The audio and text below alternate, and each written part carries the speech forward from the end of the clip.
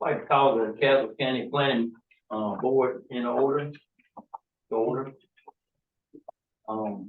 First order of business is Paula.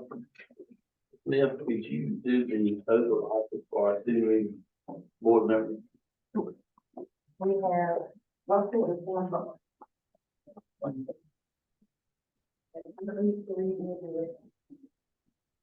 And just sign it, I'll be ready to talk and then do the.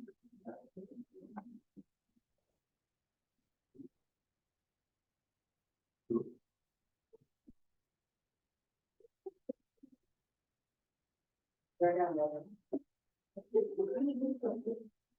You running on the line.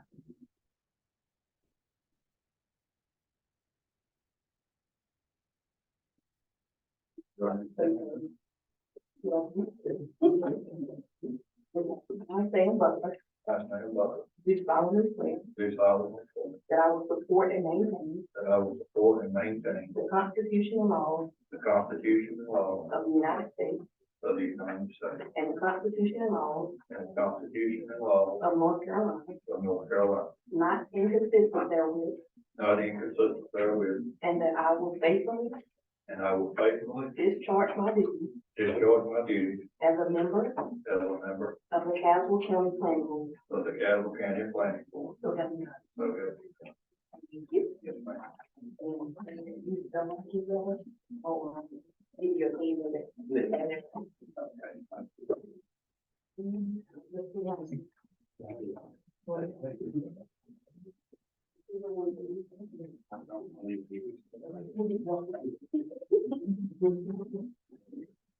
I, Russell Westbrook, do solemnly swear that I will support and maintain the Constitution and laws of the United States and the Constitution and laws of North Carolina, not inconsistent therewith, and that I will faithfully discharge my duties as a member of the Castle County Planning Board. So help me God.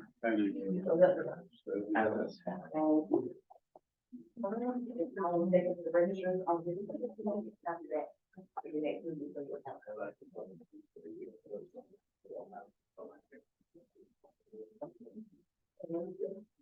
Congratulations, Mr. Lunsford, Mr. Butler. Sure.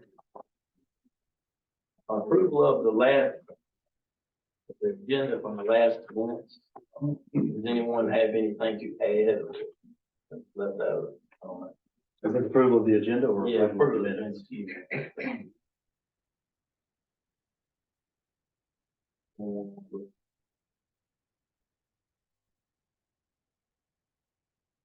Approval of the minutes from last meeting. Anyone had time to look at that? I'll make a motion to approve. Well, to approve.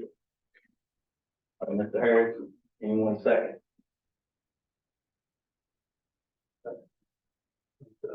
Second. Minutes approved. Public comments, we don't have any. New business.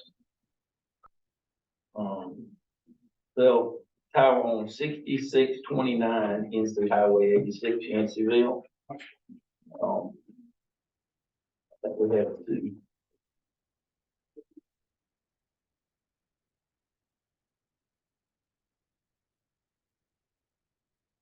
Jessica. Jessica King, ma'am.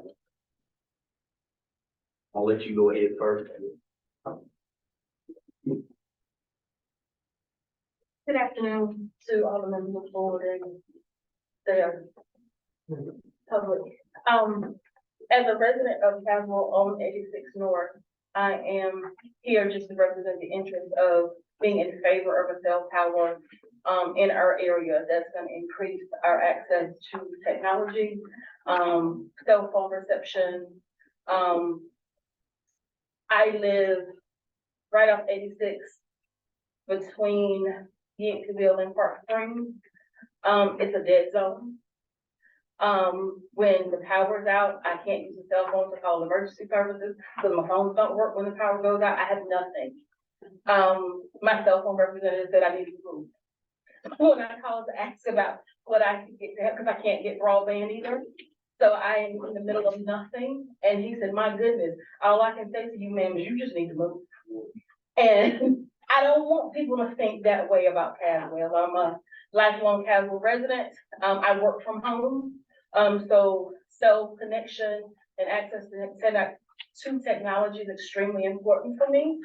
So I'm just here to say, if there's anything that this board can do to get us better access and better connectivity on that side of the county, straight down 86, it is well needed, well deserved, and I'm all in favor, and saying, please consider making that happen, because there's so many of us out there that definitely need that access to connection. Thank you. Thank you, Ms. Stamps, for your comment. Ruby, Whoever. how about it? All right, gentlemen, my comments are the very same ones I made the last time we had this meeting on the tower. Certainly would have wanted, the neighborhood wanted, for the reasons she said, to give us more access, especially with those dead zones. But my problem with you guys, I keep telling you, it's Providence, it's not Yanceyville.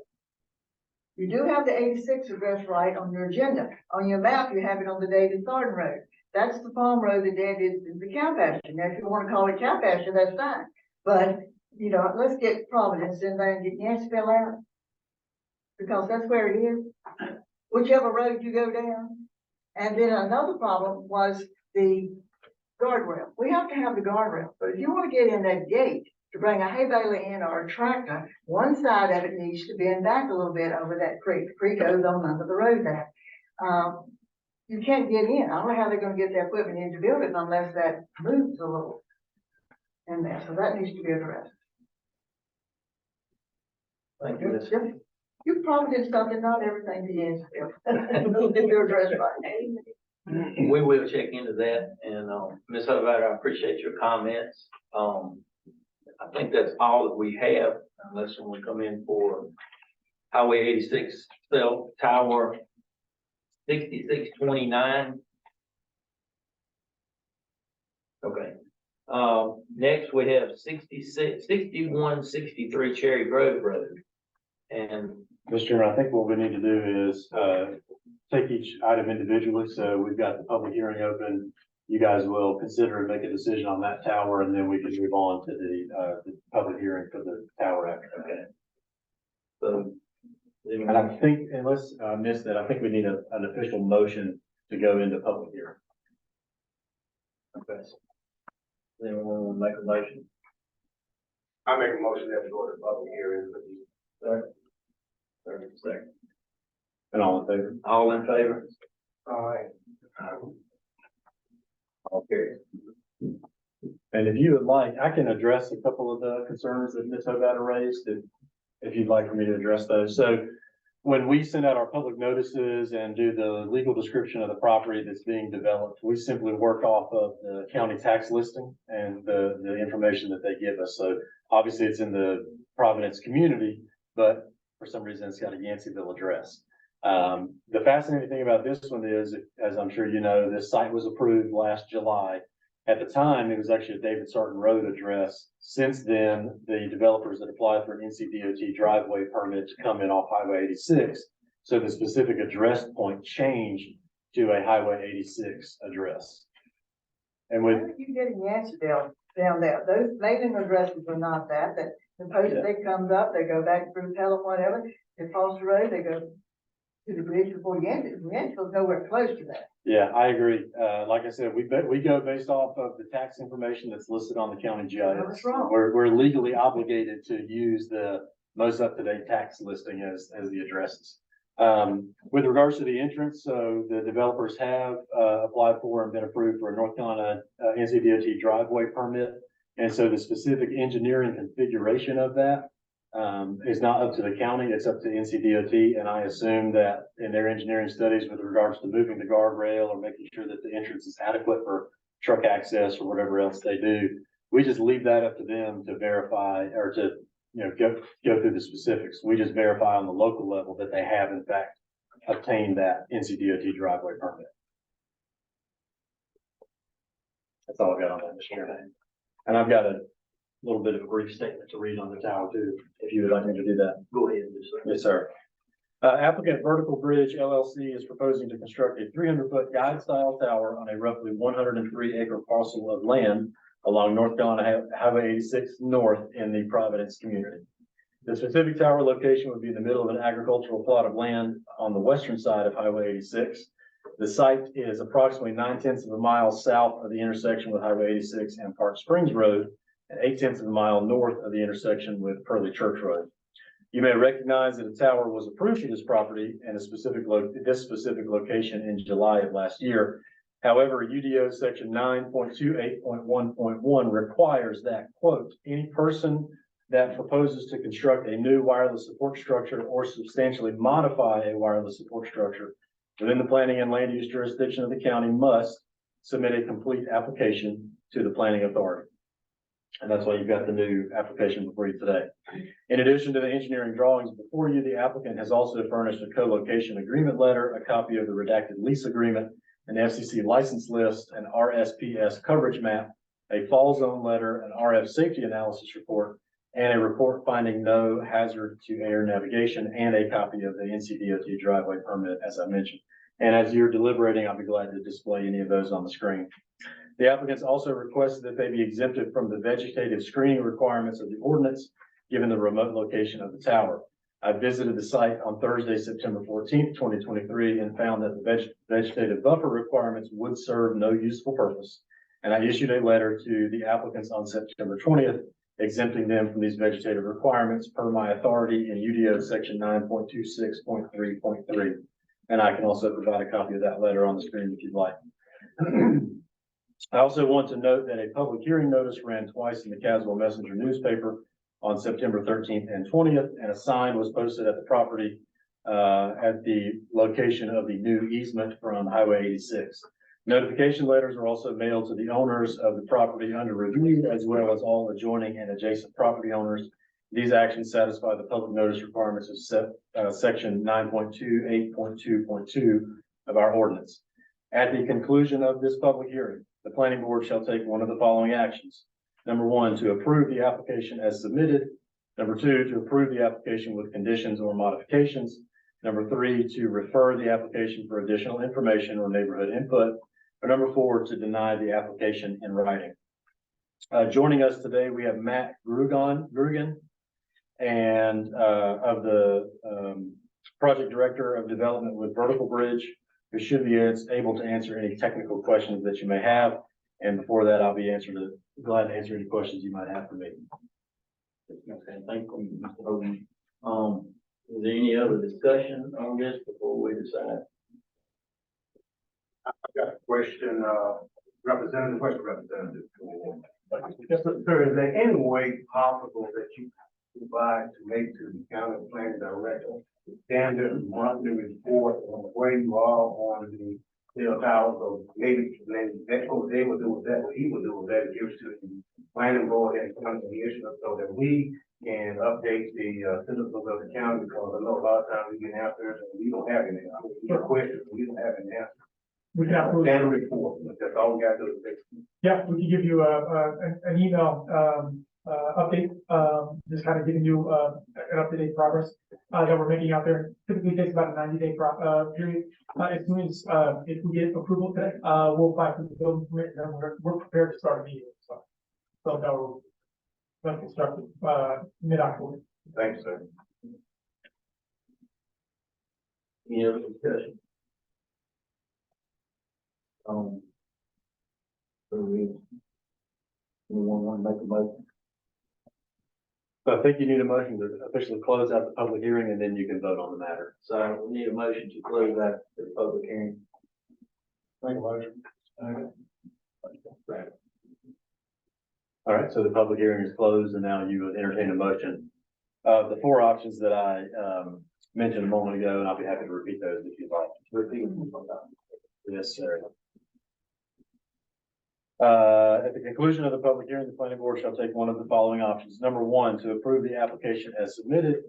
Number two, to approve the application with conditions or modifications. Number three, refer the application for additional information or neighborhood input. Or number four, to deny the application, which must be in writing. Anyone want to make a motion? I make a motion to approve. Motion to approve by Mr. Harris. Any second? Second. Thank you, Mr. Oakley. All in favor, say aye. Motion approved. Yes, sir.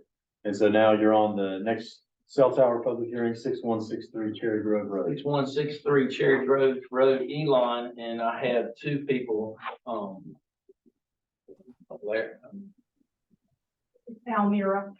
Steele. I'm sorry.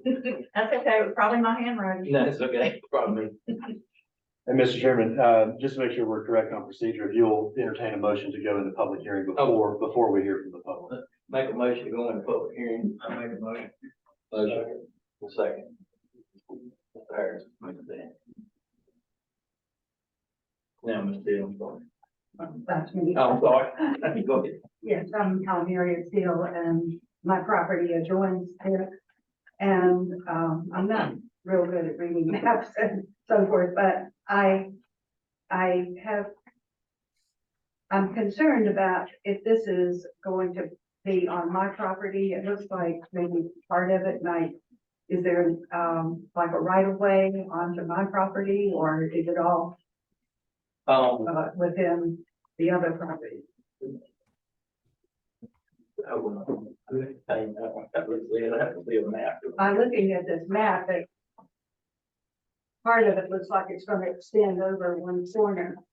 And I also, I'm new to all of this, so I really don't know, quite understand where we are in the process. So we are having a public hearing. Does this mean it's a done deal, or we, according to the four things you read, I'm assuming it's not a done deal at this point. No, ma'am. So how much more time ahead do we have before it becomes a change? I don't have. With regards to the overlap on your property, I don't know that, no one else is allowed to develop your property without your consent. I know that we've got professionals here representing the tower company. You guys may be able to speak more specifically to the site plan. But, if there's any sort of an overlap or access easement or anything like that on your property, then there should be a lease agreement by the developer to allow them to use that. In reviewing the plans, I did not see that this overlapped in any way onto anybody else's property. The entire drive on the way back, the area where the tower would be developed is, from my review, 100% on Mr. Alcorn's property. Even the setbacks that are required, if the tower were to completely fail and let's say a massive hurricane comes through and the tower was to fall over, the setback requirements in Caswell County require that height is 100% of the tower height. So it shouldn't even fall on your property, given the worst case scenario. So, like I said, the representatives and the engineers may be able to speak more specifically about it, but in my review of the site plan, everything is 100% contained on Mr. Alcorn's property. And approximately how far back on the property is this tower to be located? It's a 300 foot tower. I want to say the closest setback was like 360 or 375.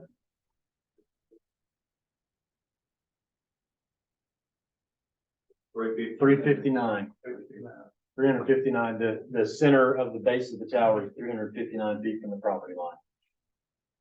What are the steps going forward if it's not a done deal at this point? So like I mentioned, the options that the planning board has today is to approve it as is, approve with modifications or conditions, refer the application for additional information, or to deny the application in writing. Typically, the process after planning board approval is to go through the standard building inspections process. So they've got to get permitting from building inspections, electrical permitting, tower construction, all the rest. There's also some stuff on the federal level that I don't even pretend to know about. For example, a NEPA, which is a Capital Environmental Procurement Act or something like that. Protection Agency. There's a whole host of federal compliance mechanisms as well. And where is this tower in the location of it in reference to the gas line that already exists across the property? a good question. Do you guys have the information on that? I don't see it on the map. I'll do it on the map. On the ground, UET. I know that there's an overhead wire utility easement, which is also shown on the map, but I didn't see a gas line easement in the plans that were submitted. Well, there is a gas line that runs through there. Is that strictly on our property or does it overlap on his? I'm not sure, but that's why I think we should put this on hold and look into it a little more. It appears it's just north of the tower, going by just north of the base of the tower. Yeah, so that is an overhead wire, right? That's an overhead power. If you'll look in reference to UGP. On the ground part. I see, okay.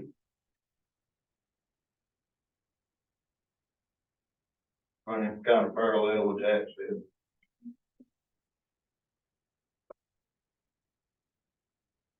Oh, I see. It's just on the south side of that, overhead utility easement. You see it up here, let's see if I can point my mouse to it, see where it says UGP right there? That's the underground pipe.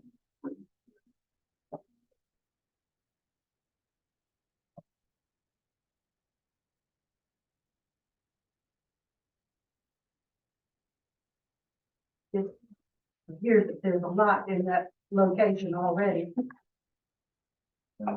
With the overhead line and then the underground pipe.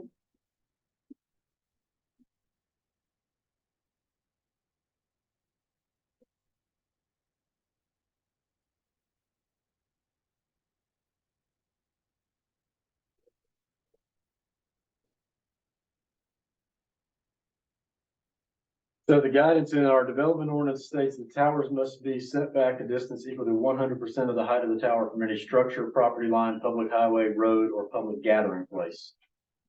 The setback distance shall be measured from the center of the tower base and radiated out 360 degrees. So without utilities being listed in there, I'm not sure that we can enforce a setback standard from a utility line.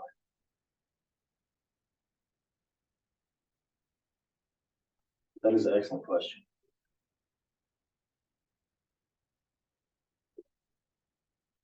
Well, I personally would like to see this put on hold until such time as we can look into all these different factors a little more thoroughly.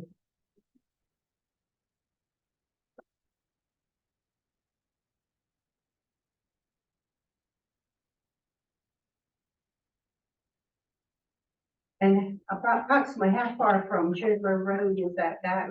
You said 300, did you say 300? From Cherry Grove Road, it's about, looks to be just under 1,500 feet. 1,476 feet. There's a line, they've got a measuring line right down the middle here. And you can see there it's 1,476. It looks like it's the base of the tower. Looking at it, it may not be options.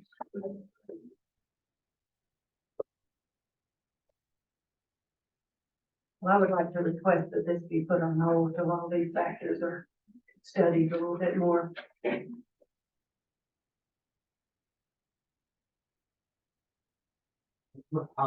Yes, sir. So located close to 87, Highway 87.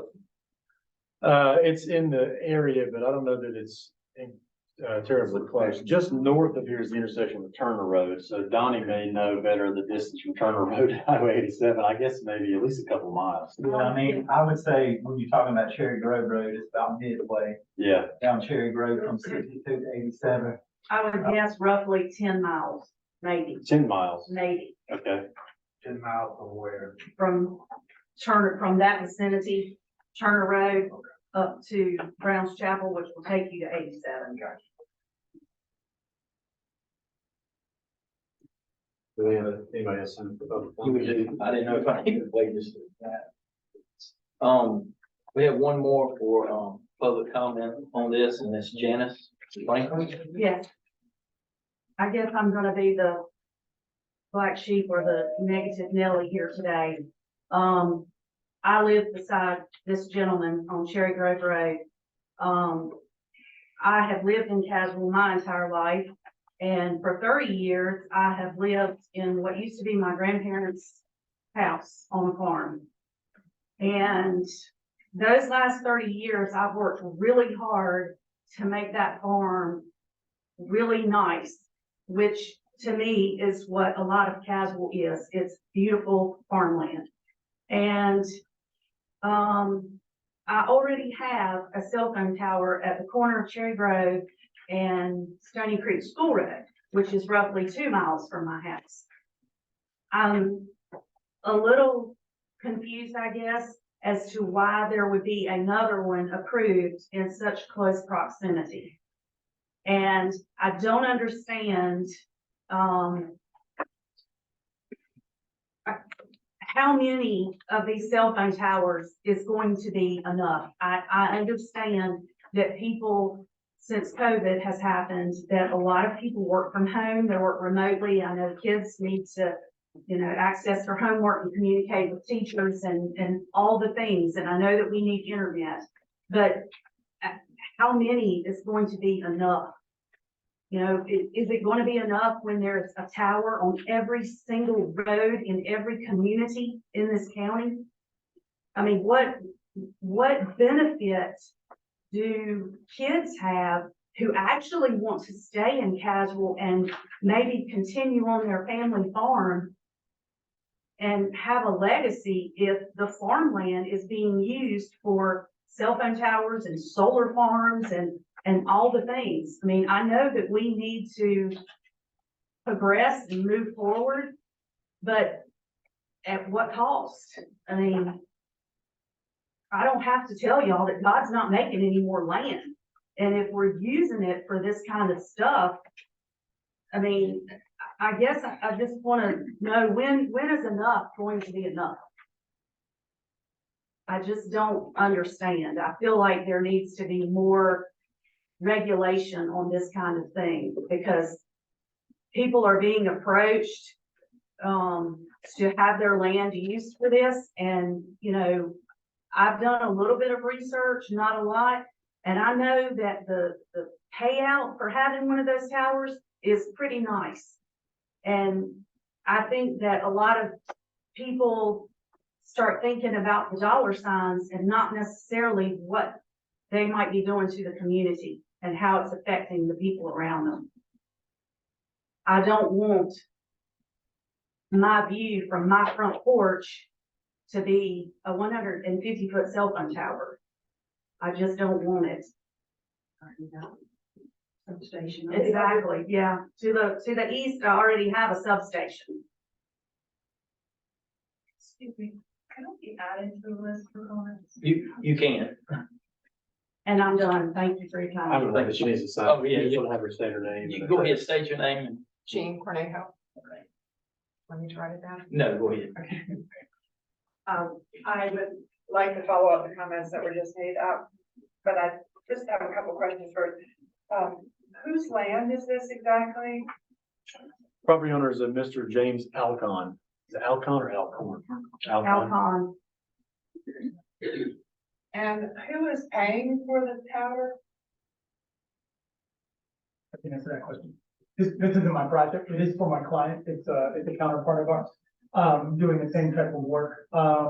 The cellular infrastructure company will pay for, the construction of the tower, as well as the rent paid to the landlord. What company is it? I believe this one is Southern Tower. Southern Tower? Southern Tower. I have looked at it. It's on the plan.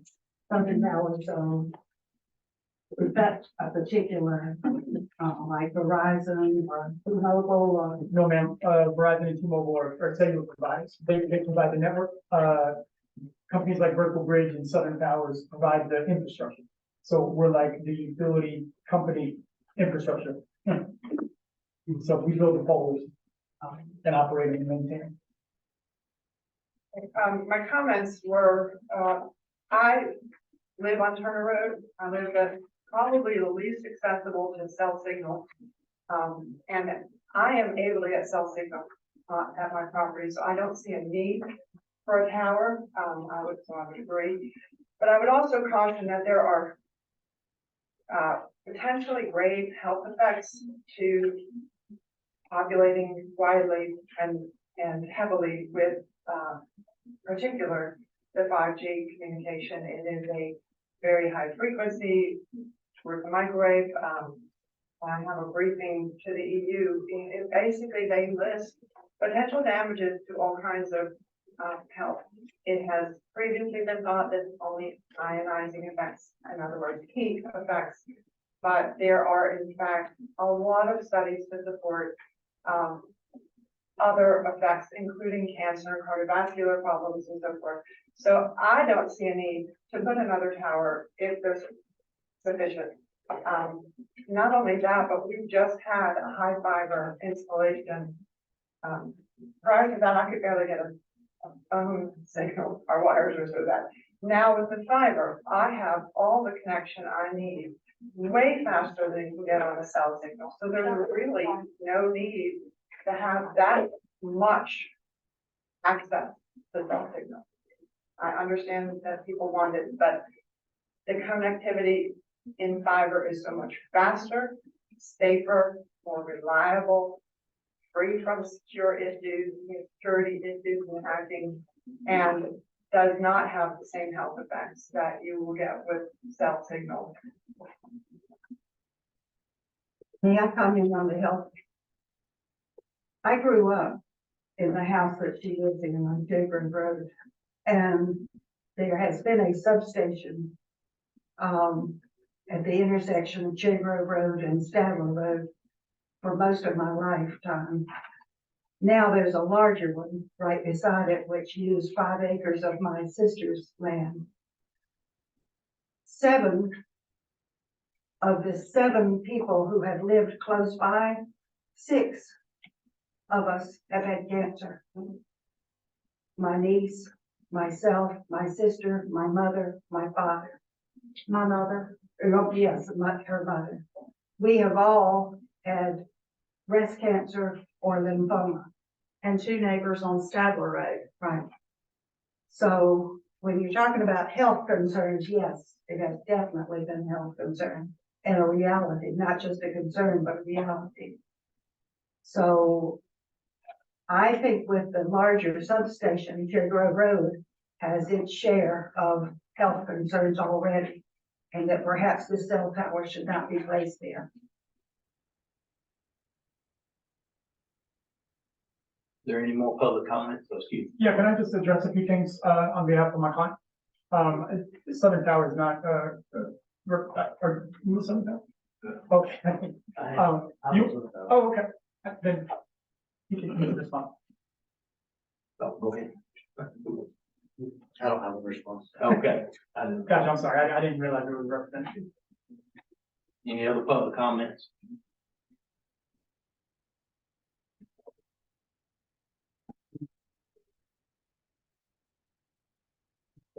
I'd like to hear his comments. I was just going to talk to, there was a comment made, about, why the need for a cell tower when there's another cell tower 2 miles away. The need is due to the technology, right? Technology is changing, every day, right? So when we first, started using cell phones, it was just, for, talk and text. So, it was able to transfer that data, much greater distances, because it wasn't that much data, we had. I liken it to, throwing a water balloon from point A to point B, right? You could throw a water balloon pretty far. But when you start adding, all the applications, and other things, that your phone now, does pictures, all the data that it holds, and you're trying to transfer that, now it's a 5-gallon bucket of water, right? So how far can you throw a 5-gallon bucket of water? You need to have that transfer point, which makes those towers, because technology is changing, right? And everybody's using these phones for that purposes, and home phones, landlines are going away.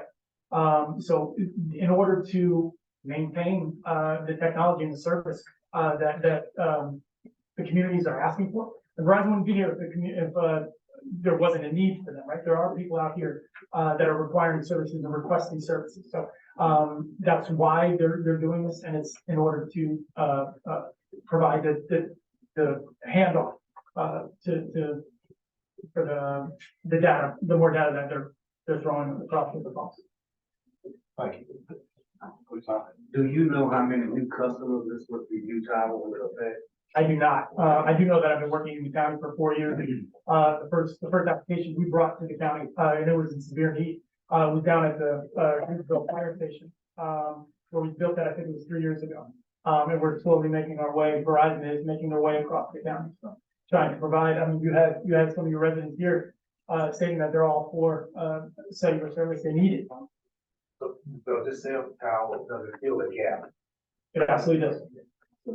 I have a question as well. So is the purpose of the two towers that are fairly close proximity? It's not that they are different cell phone providers. This is you physically can't upgrade the existing one to I can't, use the technology that the second one's gonna offer. correct, I can't speak to who is on that existing tower, the gentleman might. I do know that, we're placing towers that close, in our propagation studies, because they need the service, in that close of proximity, the handoff points, and able to transfer the signal. Whether or not Verizon's on that tower 2 miles away, I know they need service in the location on Cherry Grove Road. And what that's telling me is, even if they're not on that tower, one of two things is happening. They can't reach Cherry Grove from that tower 2 miles away, or that location doesn't serve the need that they need in this area. Will that depend on population of the area, how close the tower will be, how much data will be? Yeah, it does. As the population grows, the data, obviously, that's transferred from tower to tower, increases. And they need to shorten those distances in order to carry that coverage. Do you have any insight on the health concerns that she had? So, yes, and every concern that they have is valid. I do zoning hearings, across the country. Everybody has the concerns about health and wildlife and all that stuff, right? The effects of nature. I will just let you know, we have, as the director mentioned, all of these, federal, studies that we have to provide and pass and get approved, to meet the baseline standards, for, impacts on the environment, on wildlife, on, transmission. And we're governed by the FCC, right? Most countries where I think a lot of these reports are coming from, where, they're cranking up, the frequencies in order to throw them, a certain amount, because they're not regulated by FCC government. We are regulated by the FCC. We can only transmit a certain, by a certain amount. So, they are telling you that we are within, the legal limits, that does not cause, health effects. Far below legal limits. Far below. Thank you. With this tower that already exists, on Stony Creek, could that be upgraded to accommodate the one that's being proposed? Or could a new one be built on that same property where that already exists? Because that is very close, the intersection of Stony Creek where that tower is and the one here that's proposed in Cherry Grove, that's very close proximity. Yeah, structural modifications, or strengthening a tower doesn't help, signal transfers. So that would be the only thing you could do. The only thing you could do structurally to increase that tower's loading or structural capability, is to allow for more carriers on that tower. But they don't have the same problem, right? Because they're all limiting their distance that they can't get to the 2 miles on Cherry Grove. So that's what the need for the new towers. Could a new tower be built on that same location? Well, it would serve the same purpose, right? I mean, two towers on the same property. Yeah. Doesn't cure the problem that's happened 2 miles away. Well, the reason I'm asking that is we had the power station there at the intersection of Statler and Cherry Grove, and one was built right beside it, and then took the other one down. So I guess I'm saying, could the cell tower be handled that same way? Build a new one that would accommodate that area and then take the old one down. You said a power substation? Yeah, well, I'm saying that's what happened. They Yeah. built a new one right beside the old one. So could the cell tower, a new cell tower, be built beside the old tower, cell tower and Two different technologies. I can answer that. I don't know what kind of, issues you guys may run into if you build two towers right next to each other, but county regulations require that towers be built at least a half a mile from one another. So it would be, unless you have a really large property, it'd be virtually impossible to construct them on the same property. has anyone looked into that existing property? I don't know. That would serve the purpose? I would assume if they've looked into it, that they, when they cross-examine the local regulations, they find that they can't build towers within a half a mile of an existing tower, and so that kind of closes that door. And what they, if I can say something, my name is Tammy, I'm with Aerosmith Development. So RF, what they do, the engineers, they look at a particular area and they say, okay, this is a problem for us. We react to capacity issues. And so they look at what we call rings. So it's a certain area, and they say, okay, in order to be able to get the capacity that we need, that Matt had mentioned, the five gallon bucket, we need to be able to put something in this area. And so that is the reason that we ended up at Mr. Alcon's property, because that's where the need is. And I always think of it like, like years ago, I put in an irrigation system, and you had to have coverage. Otherwise you're going to have areas where that, if it's not getting water, it's dead. It's the same thing with cell phones. You have to be strategic in where you put these for it to function like it needs to function. So that was the purpose for us looking in that area. Did you have any alternative areas? We look, well, it's a very focused area, so we did approach other property owners, and Mr. Alcon was the property owner that was interested in having a cell tower on his property. And with the elevation and, there's a lot of things that go, that you cooked into the parameters of a cell tower. I've been in the business for a long time. And back in the good old days, I was in it when there was only two carriers. There was an A carrier and a B carrier. And this was, all they had was these channels. And so we put them on as high of a mountain as we could put it and try to blast it for miles and miles and miles and miles. Well, and that worked great in those days. And so then it got to the point where they were using too much capacity. So the FCC come in and gave both the A side and the B side extra spectrum to allocate so that they could, have more channels available for the customers. And that worked great. And then that's when we, after that, we had the PCS auctions that came out, the A-band, it's when Sprint and Suncom and all these other guys started coming into the market. All these frequencies came available, but they kind of run their course down and merged into everybody else. And so there's only so much stuff you can put in a 5-pound bag. And when that bag gets full on the capacity of the site, all you can do is, if you've got a site over here that's very full in capacity, a site that's very full in capacity over here, all you can do is put a site in the middle of it, because there's only X number of frequencies you can use.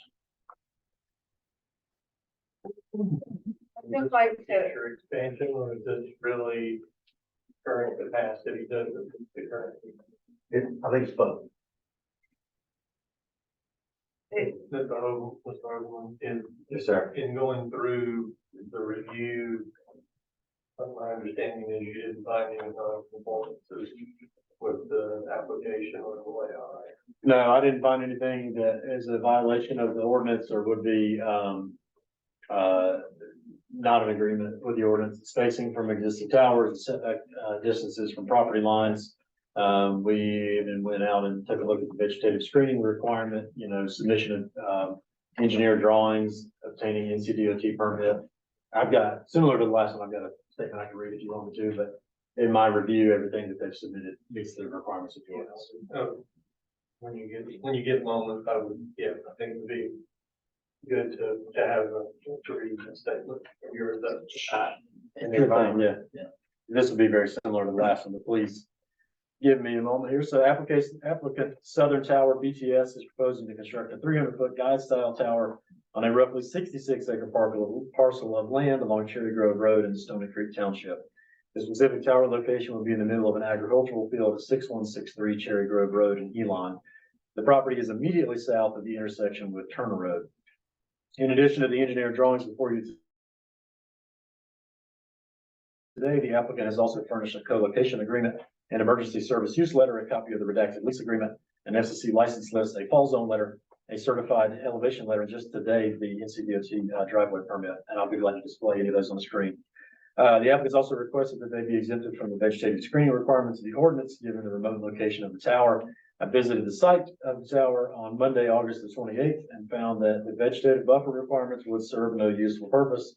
I issued a letter to the applicants on August 30th, exempting them from these vegetative requirements per my authority in section 9.26.3.3 of the UDO. I also want to note that a public hearing notice ran twice in the Caswell Messenger on September 13th and 20th, and a sign was posted at the property between the current entrance and the intersection with Turner Road. Notification letters are also mailed to the owners of the property under review, as well as all adjoining and adjacent property owners. These actions satisfy the public notice requirements of subsection 9.28.2.2 of the ordinance. At the conclusion of the public hearing, the planning board shall take one of the following actions. Let me know if this sounds familiar. 1, approve the application as submitted. 2, approve the application with modifications or conditions. 3, refer the application for additional information or neighborhood input. Or 4, to deny the application in writing. Joining us today, we have Tammy Llewellyn and Donnie Pell from Aerosmith Development. I think you've already heard from them a little bit. And then via Zoom, we also have John McAuliffe and I believe Ryan Bradley representing Southern Towers. Collectively, they should be able to answer any technical questions that you might have, and I'm of course happy to answer any other questions you may have for the planning department. Does Southern Tower have any more comments? The only thing I wanted to bring up was there was mention about the possibility of the tower being on the property. And if you look at sheet Z1 and where you have the dot and the circle, that's the property corners, and you can see that the project is actually contained within that parcel. It does not overlap on any adjacent properties. C1, is that the one that I had up? I believe it is, because that one showed like the setbacks from the different adjacent properties. And the legend, if you look at the legend will tell you what each of those symbols represent. So you can see the circle and then the dot in the center. That shows you where the property lines are for that particular parcel.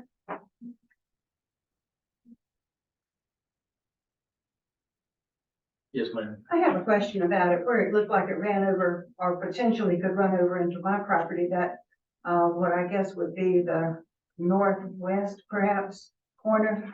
Like where she's talking about the cell tower located in the center of the circle. Okay, then going straight up from that and then diagonally across. What is the continuation of that? Because it looks like it would go across the corner of my property.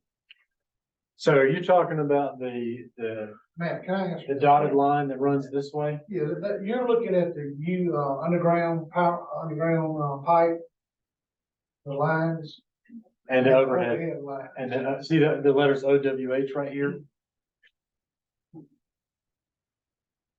Where you, when you, See where my mouse is on the screen? yeah, OWH stands for overhead wire. yeah. It runs exclusively northeast and southwest, right? Now, the darker lines here that run up and then are surrounded by the black circles, which are new property control spots, runs along the utility easement, but then north and then connects into Cherry Grove Road here. So I believe you're referring to the utility easement in this area that intersects with your property. And that must just be a power line and I guess the continuation of gas line. But the driveway to access this runs almost due north and then connects in with Cherry Grove Road up here. So basically, the driveway to access this tower will run beside his existing private drive. As far as I understand, the driveway is not going to change.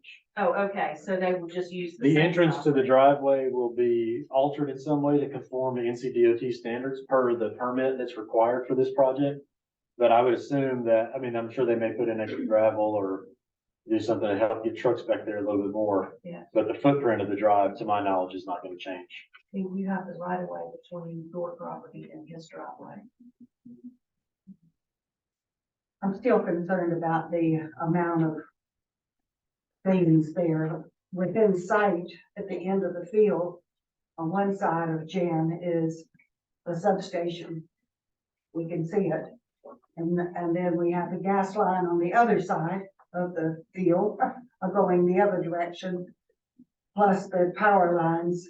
It just seems like, as he was saying earlier, this gentleman in front of me was saying earlier, you know, so much you can put in the bucket. I think that's what is existing is enough in that bucket in that particular area. I don't know that we need a cell tower Well, in and that also, particular location. also in that area that backs up to Mr. Alcon's property, there is going to be, a solar farm put in on 55 acres. So, I mean, obviously that will not be seen from the road, thank goodness. But that is just one more thing that, you know, I don't know what the health issues are with solar panels. So it just feels like, you know, I in particular am being surrounded by things that could potentially cause health problems, and my neighbors too will be affected by that, or potentially affected by that. He specifically will be between the substation and the cell tower. And to me, that's kind of overkill. And we're going to say something else too.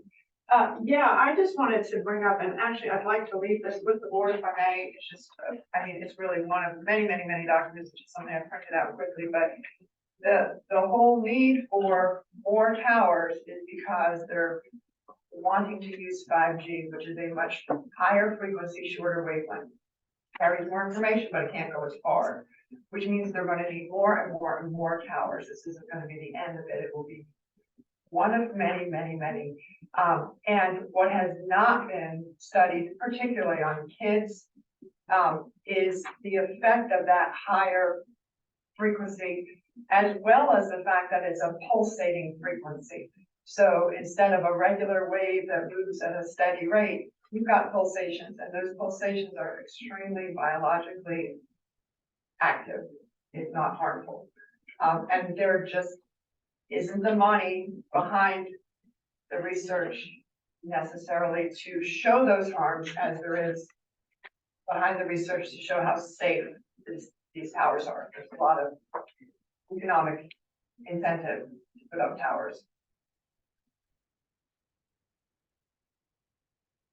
Any more comments?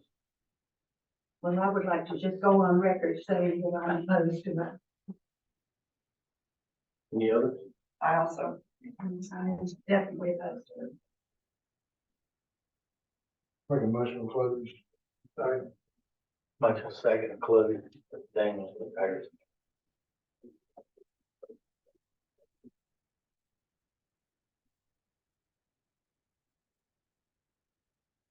I'll abstain. All those in favor? Aye. All right, so now you're to the substance of the tower, and I'll be glad to repeat your options if you'd like. Certainly. At the conclusion of the public hearing, the planning board shall take one of the following actions. Number one, approve the application as submitted. Number two, approve the application with conditions or modifications. Number three, refer the application for additional information or neighborhood input. Or number four, to deny the application in writing. You want to make a motion on the floor, anyone? Make a motion to approve this. Second. Motion to approve by Mr. Daniel, second by Mr. Harris. All those in favor, say aye. Aye. Motion carries. Thank you, Mr. Chairman.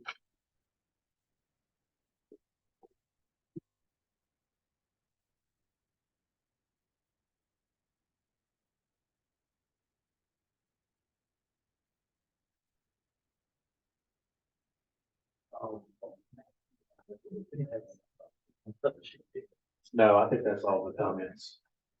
We haven't signed up. So am I to understand that this has been approved even though there were three of us neighbors who are opposed? Yes, and ma'am. who are particularly concerned about health concerns? Yes, ma'am, unless something else comes up that's under the state or under the federal government. It's kind of. And so just in terms of the procedure, so it's been approved by the planning board, but as we mentioned, they've still got to procure building permits. They've still got to comply with federal permits and obtain their NEPA permit and all the rest. So this is one of many stages of the process.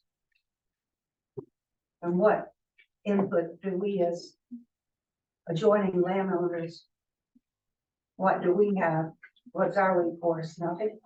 Are we just dismissed at this point? I'm not sure if the federal government has any kind of a hearing process for their permits, but this is the public hearing that supported the citizens during the planning board review process. Well, I certainly, I mean, I know you just made a motion and voted, but I certainly think based on what we three have said and the evidence of medical documentation of cancer, and 6 out of 7 people should be considered. And it's not like we're afraid of cancer, we have experienced it. Unfortunately, we have to go by the rules and we also have to go by what is conformed and what is in the guidelines. And You couldn't look into it for other options or delay it until you gather There more will be- information. there will be some studies is going forward. Mr. Hogan said that for them to acquire the permits and it's a task for them to go through. They'll have to jump through quite a few hoops to get there. Okay, what then rights do we have going forward? I'm not gonna answer that one. You guys may know if there's any kind of federal input on the federal review process.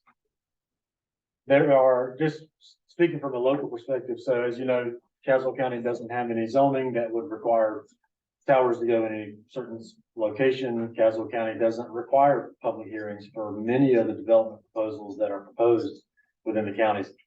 Cell towers are actually one of the few areas where the public can come and give input on the development proposal. So I'm sure you feel today that you were not heard or that the process kind of went by without your liking. Relatively speaking, as it compares to other development review processes in the county, this is a rather transparent and publicly involved type of process. With regards to federal processes, I don't know if they have any public comment portion on the permits that they issue. But this is the process that the county offers. I don't feel heard because both my parents died of cancer who lived in the house that he lives in currently, which is where I grew up. And now we're both sitting here having experienced cancer. And this lady was concerned about the health concerns. Her mother passed away, who lived just across the road, of breast cancer. I don't feel like we've been heard. And now, you know, we still have the substation, still living with that, a bigger substation, I might add. And now gonna put on the other side of her and me, if I choose to move back there, another tower that's going to provide more health concerns. I don't feel heard.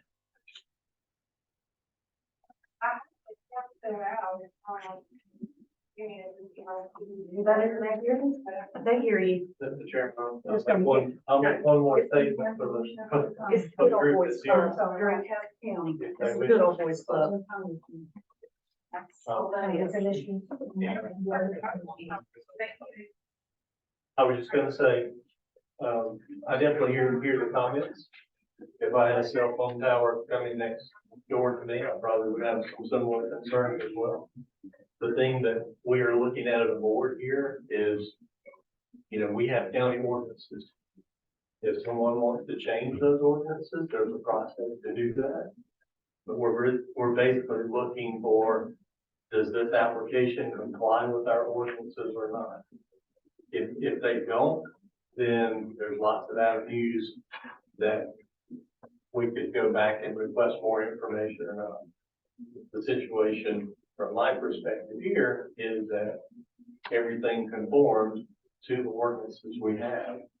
And there really aren't any open questions. So from a planning board perspective, I certainly hear you and would have similar concerns if I was in your position. But this is the path that, you know, the board is still obligated to take at this point. And also, man, I'd like to take it further. This is not the first time we have approved of cell towers. And we have dealt, and we had professionals come in, or we had the same concern that we had. And those professionals came in and gave us lengthy briefings on how safe these cell towers were. And the emissions that they were putting out were very, very low as far as cancer. Low means still possible, and then if you've got a sub tower on the other side of you. We've you actually get had, bombarded. we've actually had studies done before. I mean, I don't know, we haven't, but I mean, other companies have done this in the past. I mean, so it's nothing, you know, new to us, but I mean, we kind of, like Mr. Oakley said, we have to conform to what's here in front of us. You know, you're more than welcome to take it on the local level in every area and do these things, but we're kind of tied as to what we can and can't do, you know. As a citizen, then what's the next? Well, as I was saying, if you think, for example, that the current spacing of, what is it, Matthew, a half mile is the current county spacing for cell phone towers. If you think that should be 5 miles, for example, right? You could try to bring that forward as a change to our county ordinances.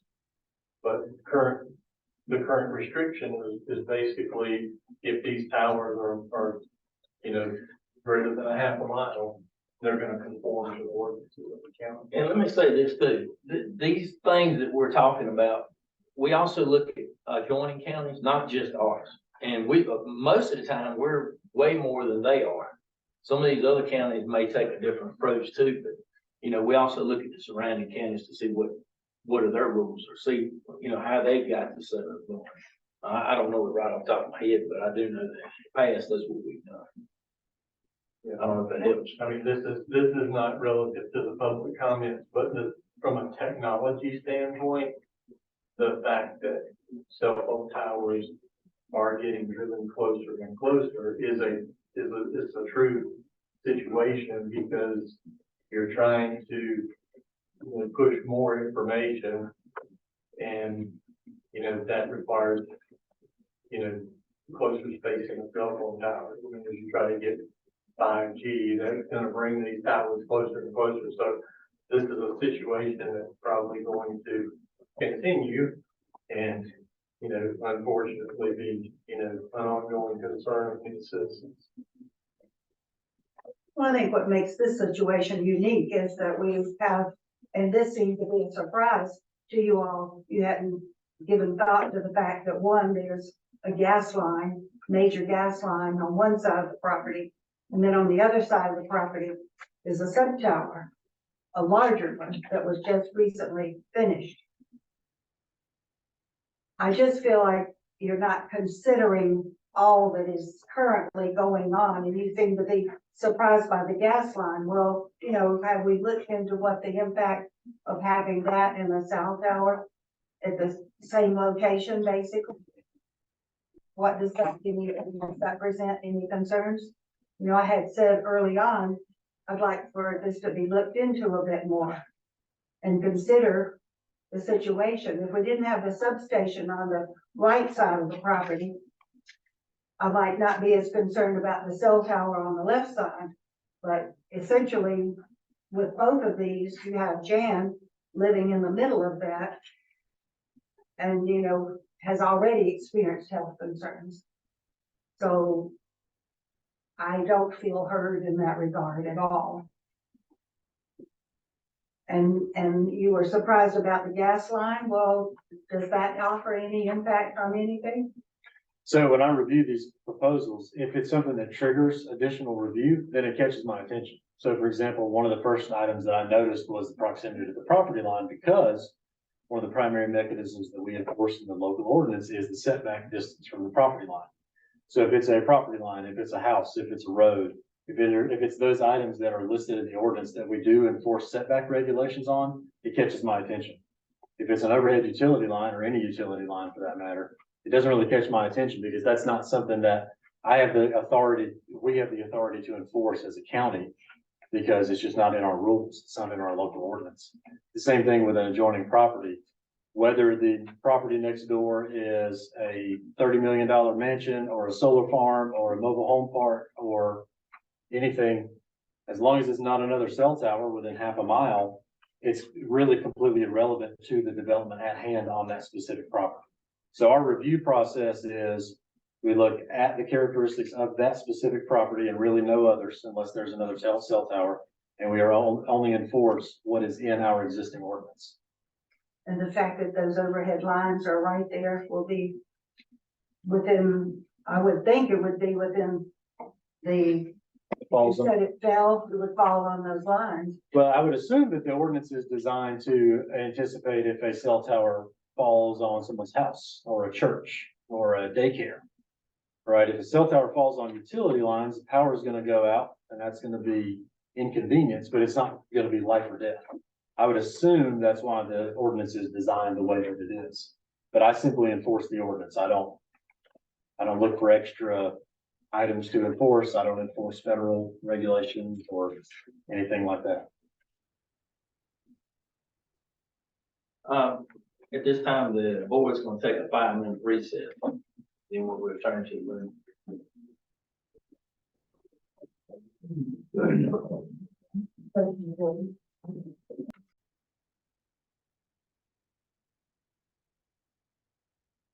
So in the new business, the draft for the billboard ordinance. I think we need to call the meeting. Oh, do it, oh, yeah. I'm gonna call the meeting back to order. 2:16 p.m.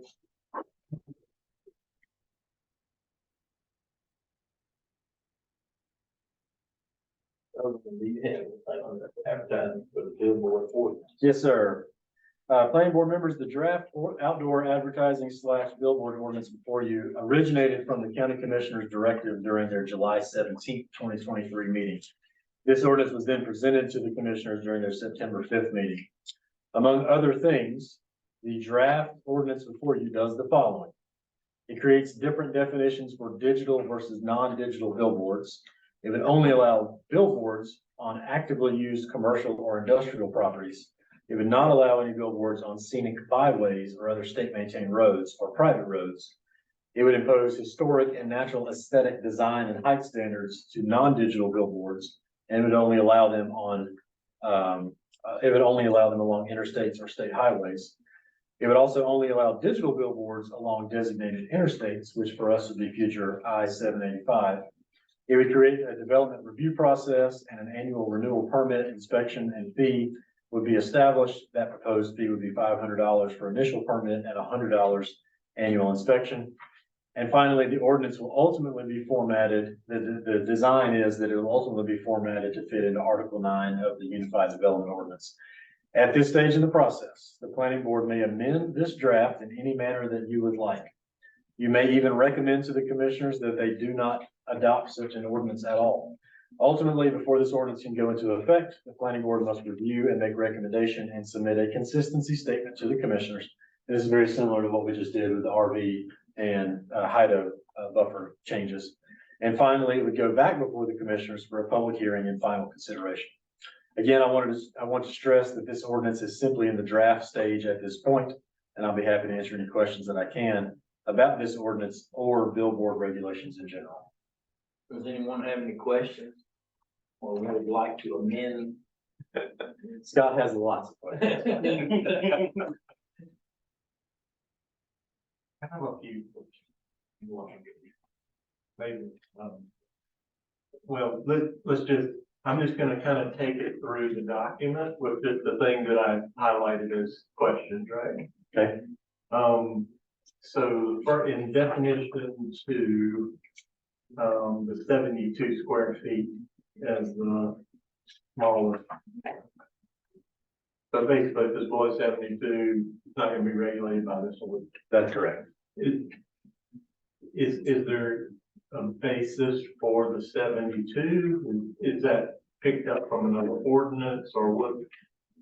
Is that, did you pull it out of thin air? I'm just wondering if there's any background on this, right? That is a great question. Yeah. So in my research for this, I actually found a rather instructive document, and I'll pass this around to the board.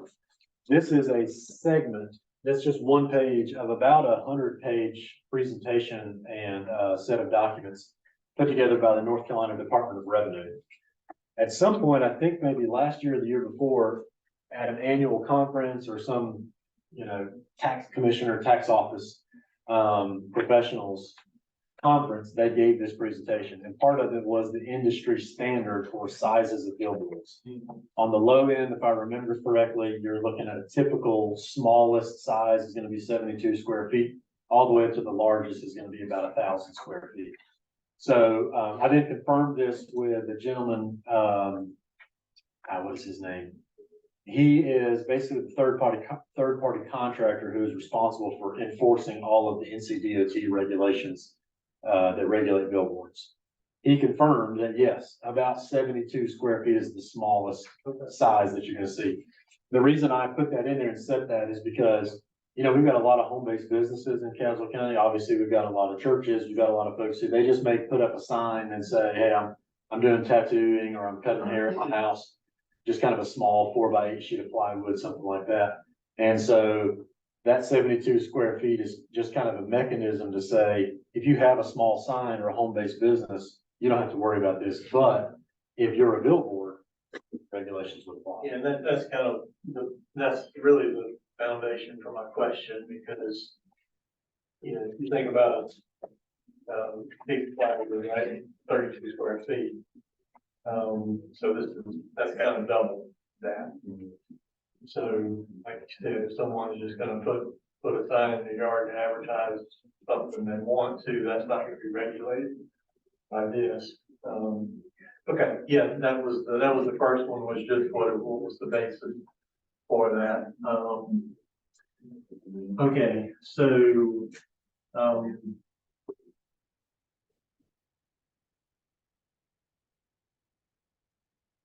digital versus non-digital. So you're basically saying you can put digital on interstate only.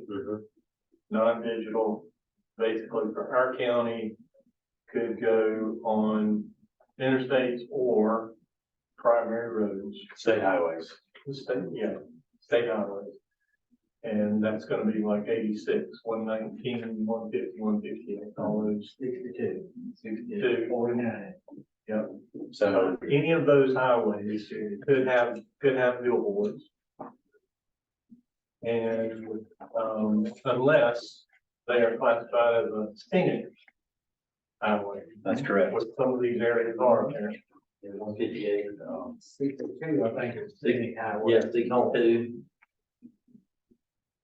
I've got a map of scenic highways. It's basically like the, white trailers. I was looking at, We had that map. I don't know what's it is.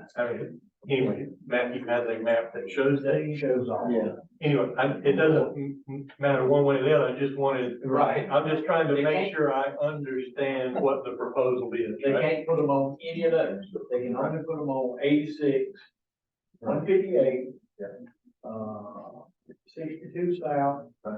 I live on Baines Road, you can't put them on Baines Road. No. That's not a state highway. It's not a state road.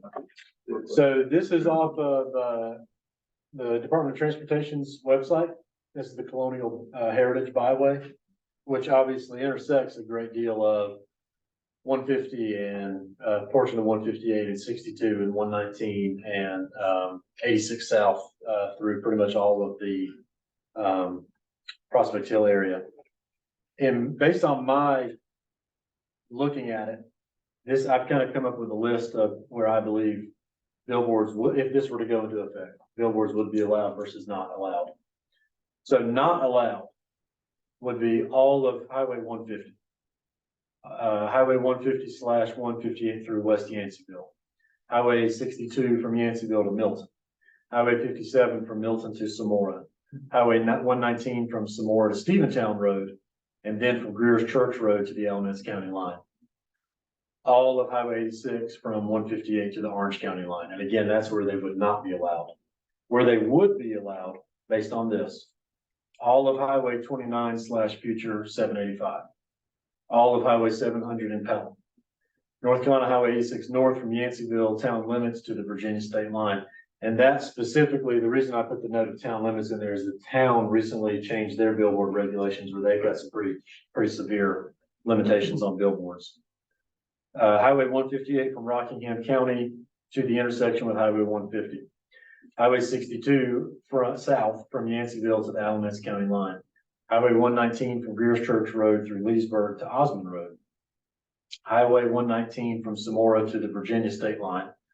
North Carolina Highway 57 through 49 through Prospect Hill, and all of Highway 87 through the Matkins community would be allowed. How about 158 east of? 158 east through Leesburg? Yep, that's correct. I missed that one. So I think that list that you just read off would be a good conclusion for wherever this thing goes next, because that helps us clarify the questions. Can you show a copy of it? Sure. So before I get into another one, just on the digital versus non-digital, what's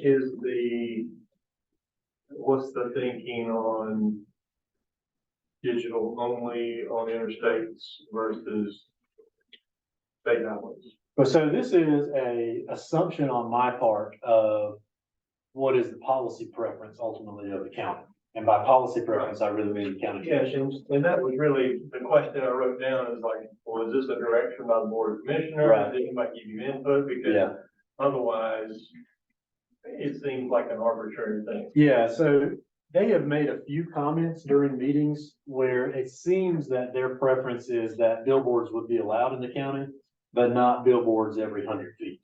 You know, some sort of controlling mechanisms that make a sensible set of regulations. Part of the deal with digital billboards is they're kind of the hot new flavor when it comes to billboards.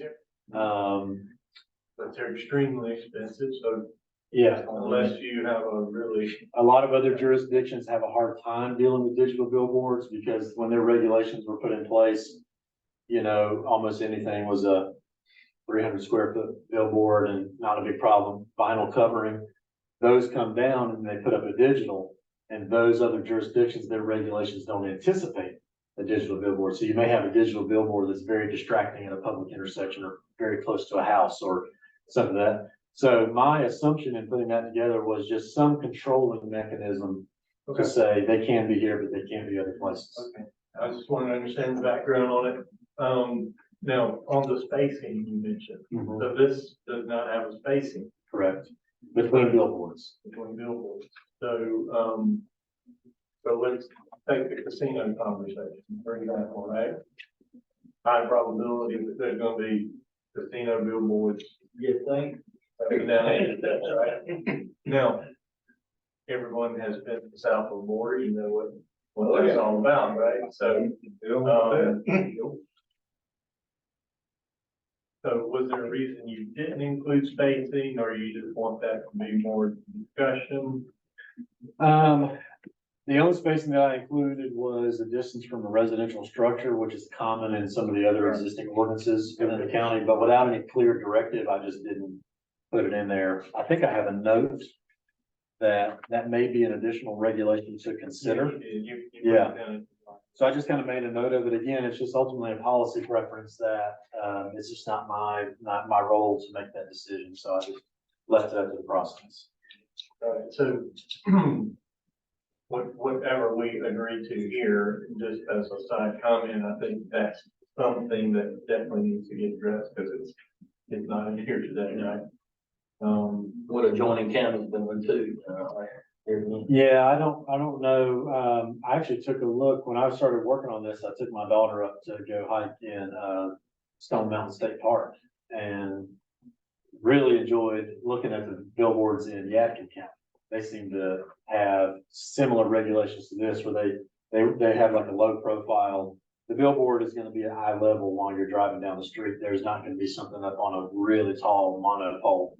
So I took a quick look at theirs as well. They do have zoning and we don't. So I think that's how they control specific location and all the rest. But I didn't take a look at spacing between billboards and other counties. Only thing I can find when I just did some quick searches was like 1,000 feet, but 1,000 feet is nothing, right? Yeah. So I was like, And 1,000 feet may sound like a lot, but when you're driving at 70 miles an hour, it's not that quick. Right, so, yeah, like south of the border is probably even a lot further than that, so, anyway, I really didn't, I don't know what the number should be, but.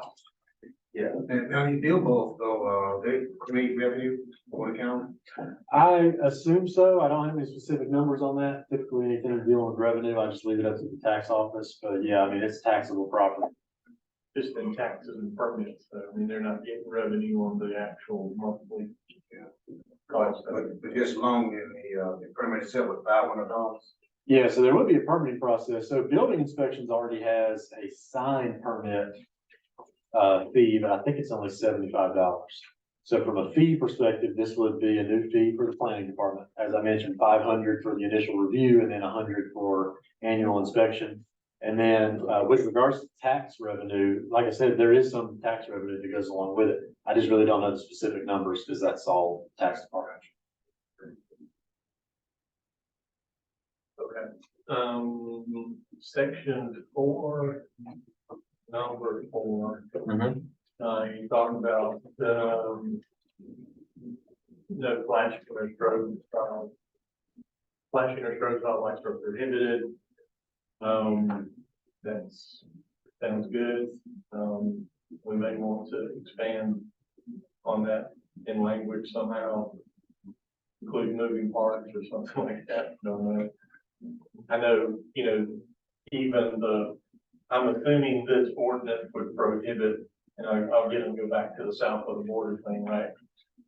Pedro's hat is sticking outside of the square, right? Yeah. So That's good. you could prohibit anything outside of the. What about light shining on those people's properties? Well, that's addressed in here somewhat. Well, how would you do that with, Pedro's hat not sticking out, if they use a smaller billboard, but they. Put Pedro down here, hang his hat on. Yeah, but I mean, if they use a smaller billboard, I mean, they're under regulating, but they still protrude out. I mean. I think if you wanted to prevent something like that, you just have a line that says any portion of the advertisement must be contained within the frame, the rectangular frame of the billboard. And I'm not saying that's the right thing to do, it's just something to think about, right? It looks a whole lot flashy than Pedro's hat. The moving part thing was the one that I'm like, I know you don't see a lot of that, but somebody could potentially do it, it would look like junk. Let's see.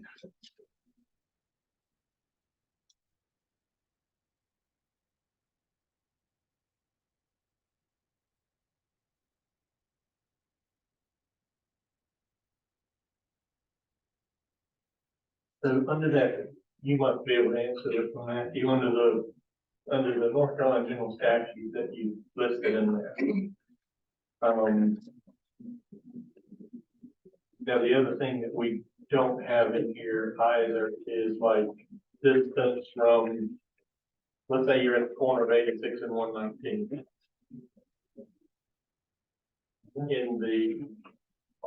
We also need, I think, something that says you gotta be a certain distance away from an intersection. I think in the general statute, it looks like they have like 660 feet from an intersection or a primary highway system. So I would assume we would want something similar. Yeah. In ours. So that distance standard is basically the NCDOT saying, if you place a billboard within 660 feet of a primary highway or interstate system, you must comply with our regulations. So if you manage to put that billboard 661 feet from the highway or interstate, and it's still visible from that highway or interstate, they don't regulate it. It's only if it's within that 660. Now we can, let's say that in this entire deliberation of you guys and the commissioners go, yeah, we really think they need to be 100 feet from the intersection. That you can impose. I don't think, actually, I guess maybe we could say, you can't be within 660 feet of the intersection, and then that renders it undevelopable, right? But in terms of a specific distance standard, you could say 50, 100, whatever from an intersection. So I believe you could, yeah. All right.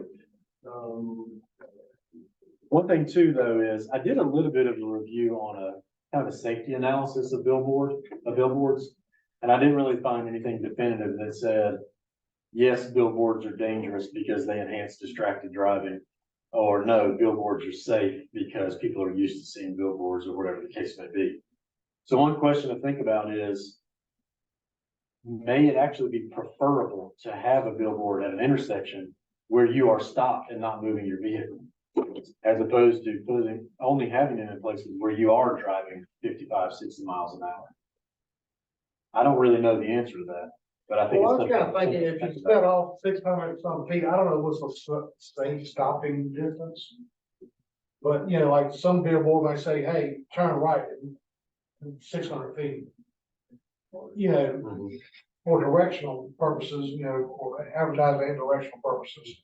So, I mean, yeah, I mean, I don't think you want 100 foot at the intersection, like stop, turn here, if people slamming on brakes, it needs to be back further.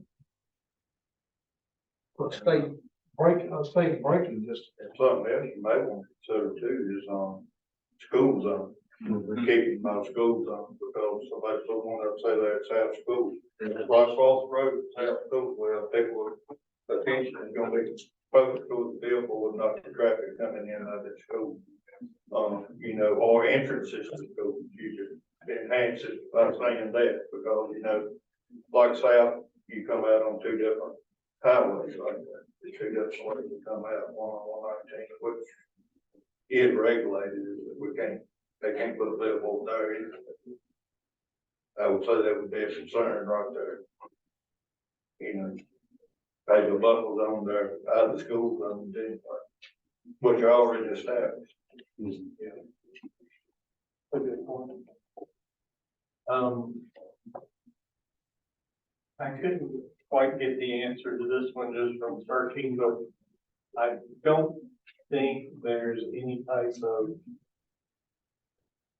controls that the county can put on what is being advertised on billboard, right? I don't believe so. Yeah, I think that gets into First Amendment territory. Yeah. And it was really only from the standpoint of something obscene, but I guess there's some kind of control on that, but I don't know what it is. Couldn't find it in the stuff. FCC controls. Probably. With a micro. Yeah, that's gotta be on the state, maybe somewhere, but, what about, so we were, let's see, in the North Carolina one, it says no advertising 1,200 feet from boundary line of state parks, wildlife refuge, 500 feet from historic districts. So what about, this is just, again, an open thought. We have a lot of game limits. That might be something we want to consider along those sections. Yeah. What is the, do you have that section of state law that talks about that specifically? I did not write it down, but Well, it's the game plan on the property, they would be able to put billboard. I don't think. unless they approve it. ain't gonna put up with it. Right, they're not gonna put one there. I don't think they would put it on it, but if somebody on the piece of property was in right next to it, it would just basically say how, like I said, 1,200 feet from the boundary, right? So whether we want to do something like that, I don't know. It's just something I thought about it over the other one. So, Yeah, it's a good question. I will say too, I think it's important to mention, so NCDOT basically says billboards can only go on either commercial or industrial properties. In counties with zoning, the property has to be zoned commercial or industrial. If it's not zoned, it has to be used as commercial or industrial. So with the game lands, you know, with that being more of a recreational property, I can't imagine it would go on there, but as I think one of you guys mentioned a moment ago, let's say you're right across the street or there's a gap in the game lands and you got a little 5 acres or something, could a billboard go there? Yeah, I think hypothetically it could. There are gaps, for sure. Yeah. All right. I think that's it.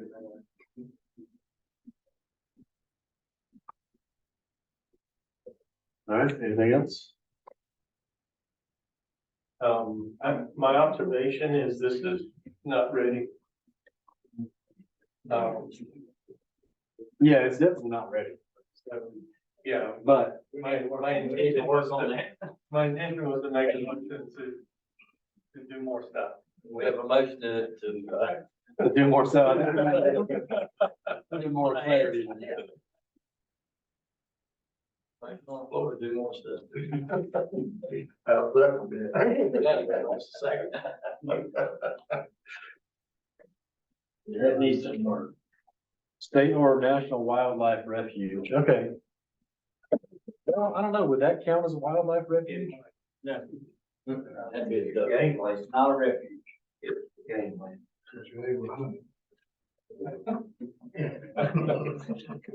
Well, but thank you, Matthew, for putting that together. The foundation of it is good, I think, and get us a really good starting point. Okay, so, let's narrow down this do more stuff. See if we can get some direction here. So the notes that I've got are no moving parts on the non-digital billboards. No advertisement, no portion of the advertisement can extend outside the frame. So Pedro's hat or his 6-shooter or whatever. Distance, keep the billboards distance from school zones or a school. Do you have a preferred distance that you would like to keep them from schools? 1,000 feet at least. You know, you got schools on there. I mean, you could work off of that, Increase it from the start point. of the schools, you play 1,000 foot from the school zone, something like that. And then distances from intersections. I don't know the right answer for it, but I think you should have something, but I don't know what it is. You know, I don't know, but I mean, maybe more than 1,000 feet, because, you know, maybe somebody can make this up there inappropriate for children. True. That we can't control or something. Or advertising something. I don't think you wanna put it too close, because you could, control traffic, or traffic, be backed up, or people say that reason to a billboard. Well, maybe, I mean, I think about, Well, ain't nobody ain't ready to billboard because they don't need to steal from you. you know, you think about your personal situation in this, how many times in your life have you been so taken by a billboard that it altered your driving? Or made you stop at an intersection, you know, it's like, part of it is you're so conditioned to just kind of see billboards as background noise. Almost like cell towers, like, you know, you don't really even notice the red light. You don't really notice the red light on the horizon anymore. Depends on what's on. Depends on what's on it, yeah. Track world, 3 miles away. That's what I'm looking for.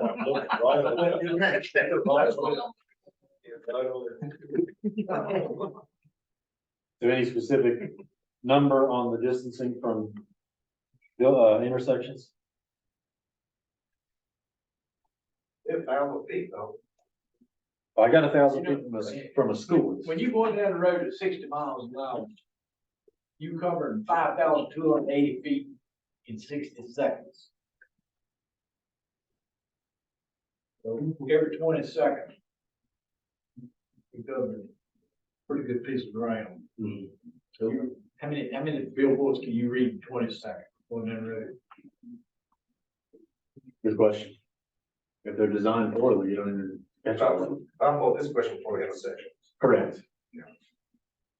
But we don't really have anything on space though yet, right? The only thing we have on spacing in this draft is 500 feet from a residential structure. We need Do something. you think a quarter of a mile would be appropriate or something to that effect? I mean, it's all. 2,000, what's a quarter of a mile? 1,360 feet. That ain't much, is it? It's not much at all. I mean, I think, my viewpoint is if you go as far as you think you can without pushing, making somebody challenge you, but I don't know what that number is. We don't care whether they challenge us or not. Well, 2,000 feet would be roughly. Half mile. Half a mile, yeah, 2,500. That would keep your side of your road being public, wouldn't it? That's right. I mean, we can start with a half a mile and see what the commissioners want to say about it, but. And that makes it more lucrative to these landowners, if they can only be limited to so many per mile. The 1/2 mile. Well, just thinking, we can have the county advertise within us.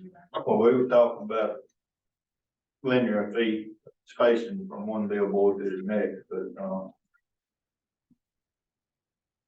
the whole, intersection thing, I don't know, I'd say at least 1,000 feet from the intersection, at least. It's starting. Yeah. 1,000 feet on the intersection, half a mile between. Yeah. Thanks. Half a mile between billboards. And that would pretty much narrow down, you got a starting point and a finishing point, they pretty much narrow down where you could put a billboard. So half a mile, you put in the feet, we said 2,500 feet. That's what they said. Voting the residents, they gotta be so far from them, so that's gonna scale them out. Right, you still have the whole lot. And it's still gonna be commercial property, right? Commercial or industrial. Right. With a valid NCDOT driveway permit. So they still gotta go to the state and see if it's gonna be a place that they can get on and off the road. Correct. Good service. Well, NCDOT is going to institute their regulations as well. Part of my thought process, and so, as I mentioned, we're an unzoned county, which means they're gonna look at whether or not the property is used as commercial or industrial. So I'm thinking about a hypothetical situation where somebody goes, oh, billboard, huh? I'm gonna go out and do whatever I can to get a billboard. So they put one storage unit, right? Or just the absolute minimum possible and say, hey, I'm a commercial property now, let's get a billboard. So my thought is, unless that property has an active NCDOT driveway permit, which is customary for any commercial or industrial property, then they're not gonna be able to get a permit. So yes, commercial and industrial, but also an active driveway permit. Because we already enforce driveway, like with the cell towers, we require that they furnish a copy of. What about existing billboards? So existing billboards really would not be touched unless it is a non-digital billboard on a state highway. If that non-digital billboard is damaged or they want to replace it or whatever, they cannot replace it with a digital billboard. It would have to stay non-digital. Digital billboards would only be allowed out on 29. And anything going up would have to be compliant with the ordinance. In other words, like that when they run a Carroll, you would have to be 2,000 feet away from it to. Yeah. I mean, if the ordinance was to go into effect. Correct. As we're talking about. Yeah. And you had 500 feet in here from a residence. Mm-hmm. So. I didn't see any reason to take issue with it, but I'm gonna be my own city thoughts about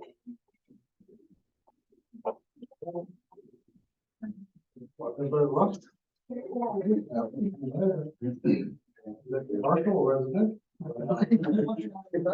He's in the city limits, but they're covered by the city now. And I don't know what the new ordinance is for them, but he's basically using cheap plywood. Oh, yeah, there's some big ones, yeah. there's some big ones out there. All in big. Yeah. Yeah, and we own some property right there in that area too, and I'm contacted all the time. Well, that's another thing too, billboards right across the road. How does that play in? We talking about it. Jason to the side of the road. Well, you just say, if you want to have a spacing between billboards, you just say 1,000 linear feet, so it doesn't matter which side of the road it's on. Right.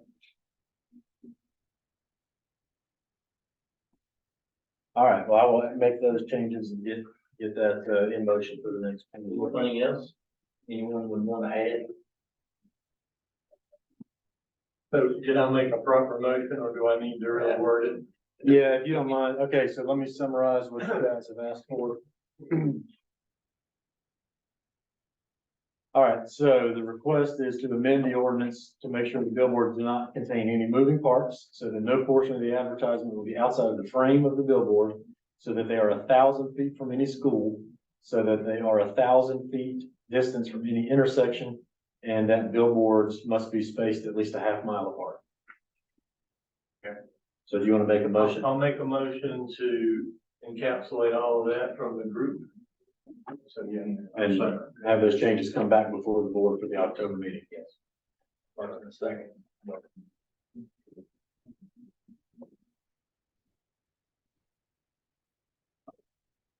Planning department updates on broadband. Thank you, Mr. Chairman. I'm actually gonna jump down if we can, because we've had some guests here waiting for almost 2 hours.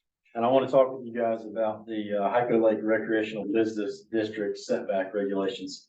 So Mr. Poindexter, who's in the room with us, has applied for a permit to build a storage facility on a residential business property. I'm just trying to find the right map here. Okay.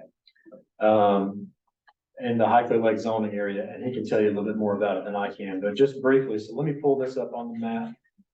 You guys will recognize this. This is not the ABC store. This is just next, is it next? Right beside it. Right beside the ABC store. Oh, boats and boards. Yeah. It's gonna be colored here as yellow and red. So red is recreational business. So he's proposing to build a storage facility on a recreational business, in other words, a commercial property. That part checks out with the ordinance, that's no problem at all. The part that is not checking out is when he attempts to comply with the recreational business setback requirements here. So if you look at the table at the top, section 5.5 here in the middle, recreational business. So your minimum lot area is 30,000 square feet. That's about 3/4 of an acre. Your front yard spacing is 100, your side yard is 100, and your rear is 100, and the lot depth is 150. When you actually go to map this out in his property, this is what you get. These red lines here coming in from the edge of the property are each 100 feet. And so if I remember correctly, you can see where my mouse is a little bit here. Let me see if I can draw kind of a rectangle. Roughly in this area of the property, he wants to construct his storage facilities. But as you can see, based on the line, there's 100 feet, here's 100 feet, here's 100 feet. So this shaded triangle in the middle is ostensibly his only area that he can make use of his property. And obviously that's a problem. So He purchased his property. Yes, sir. So I am not, the reason I'm bringing this to your attention is just that until this came to my attention, I didn't really realize that we had a pretty serious flaw in this ordinance. Because this property is, Mr. Poindexter, how large is this property? It's a a little little over 2 acres. 2 acres. About 2.2. This is a 2 acre lot where the setbacks have basically rendered it useless. Even if he complied, he could still be in compliance with this ordinance and cut the property in half. And then he definitely couldn't make any use of his property. So I just bring this to your attention because, I think it's something that needs to be addressed. So as of right now, he only has a few options at his disposal. He can abandon his development plans, which don't really make a lot of sense for him. He could petition for a variance from the Board of Adjustment to get to have it varied from the setback regulations, or you begin the process of planning board review and recommendation, and then ultimately the county commissioners would have to amend the Hyco Lake zoning regulations to change these setbacks so that you could actually develop this property.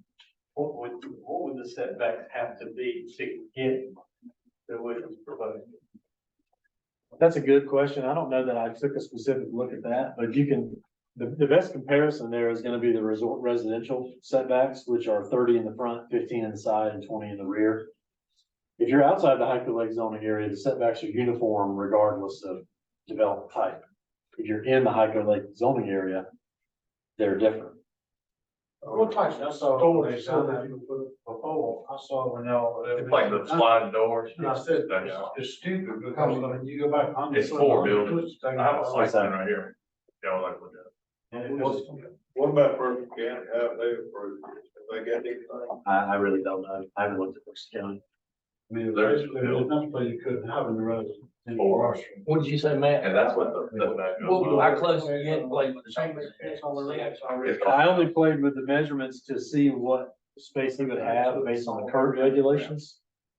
You just wiped him out with the way. Or just right up Yeah, here. just watch the thing. But that's the setback of where I could tell with the resort. Right. Or Based on what you're saying, the existing building's not compliant. That's true. That's correct. Yeah, the existing building is non-conforming based on the current regulations.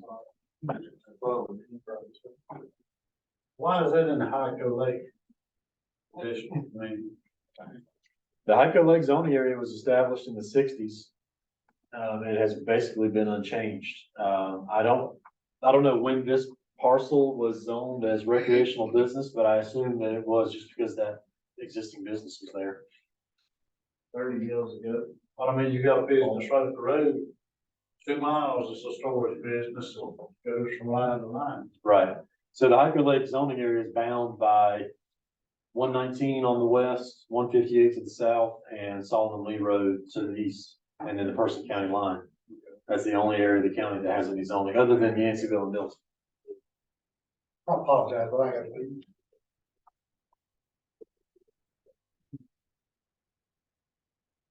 Is this residential to the right?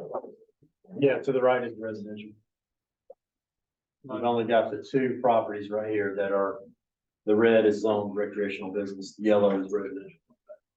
I think, you know, let's look at it and see what would make sense. Because these current setbacks thinking too much, but I don't know what the right answer is, but instead of, I mean, if he wants to take it through, you know, make it, if he wants to take it through the variance process, you can do that, but I mean, it's gonna take us some time to look at this, but I think it's something we should look at. Right. What is your time frame? I mean, what is? I mean, as soon as possible, but I know it's gonna take a few meetings or whatnot. Hey, Mr. Harvey, you said also you go through the adjustment board. Well, he could, so that's one option he has at his disposal is to apply for a variance before the Board of Adjustment. If he applies for a variance, we can start work on changing the order. Correct. And he can, once he I gets think the he variance, he can go on with his approach. Yeah, that's correct. How does that work with us going in conjunction with Hyco's ordinance? So if those two things happen at the same time, the clock would kind of be ticking on the existing regulations, right? So the variance would, let's say that the variance were granted October 1st, as is. That variance applies until the setback regulations are changed. If the setback regulations are changed, then the property comes into compliance with the ordinance, even though it was granted the variance. So it's almost like the variance just disappears. Right. I would really like to know what the setback would be in your proposal. If you just did it like you were doing today. Like if I was gonna start today, what it would be. If you were just doing whatever you wanted to do. Yeah, I didn't do you draw. This is with the, setbacks, I think it was the resort or something that's on the other page. Mm-hmm.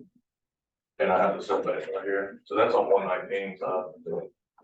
And it's 30 foot on the front, 20 on the side, and So in other words, you could live with this and go along.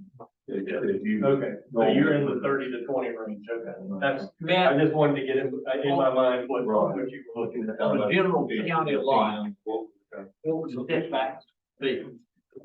Outside the Hyco Lake zoning area, Outside the Hyco Lake? Yeah, that's 50 from the front right of way, 15 from the side, and 25 from the rear. 15 to 25. Yeah, Where is that listed? That's in the UDO. that's in the UDO Article 9, Part 5. Subdivision regulations. That actually makes sense. Why don't we just put this on Yeah, the if I agenda, had to we can go come back on with the some proposals. My thinking is, I mean, he's gonna be in the same situation that these other people were earlier, and such a drastic area. If I'm on that board, I'm gonna approve it, but what they have currently Doesn't make a lot of sense. I think this situation too, is a good example of how the ordinance is basically keeping him from using his property, being a thing practice. Yeah. I mean, what's he gonna do with that drain? Well, even if it wasn't this development, you have competing standards. Because like I said, if you comply with the ordinance and create a 30,000 square foot commercial lot, once you comply with those 100-foot setbacks, there's absolutely no way you can build it. So, his development proposal just brought it to my attention that, we have conflicting standards in the ordinance that make these properties unworkable. Now, this is not, he said this is a business, correct? It's not basically personal property, it's business? Yes. It's a business. So with the various change it all. So he's not putting one store, it's more than one. No, the variance, can be issued regardless of, type of development. It just, it applies to the lot and it applies to the specific development proposal. All right, good. That came up. All right. Thank you. Guys, thanks for coming. All right, I don't have anything on broadband. I was hoping that, Mr. Smith, our interim county manager, would be here to update you guys on broadband. Regarding cell towers, the planning board just approved 2 new cell towers today. We did, I don't want to hear nothing about cell towers. Yeah, really. The other thing I have on here is your comprehensive plan review. So as you know, based on, the past few years, one of the responsibilities of the planning board is to review the comprehensive plan on an annual basis and make recommendations for possible amendment. Just did that. That's what it's saying. If you, if, But also, I thought we agreed that anything that comes up, we can basically pass it on to you and you can put it within the comprehensive. I do not have the authority to amend the comprehensive plan. No. You guys entertained the possibility of allowing for staff recommendations. But there was never any actual movement on allowing for staff recommendations.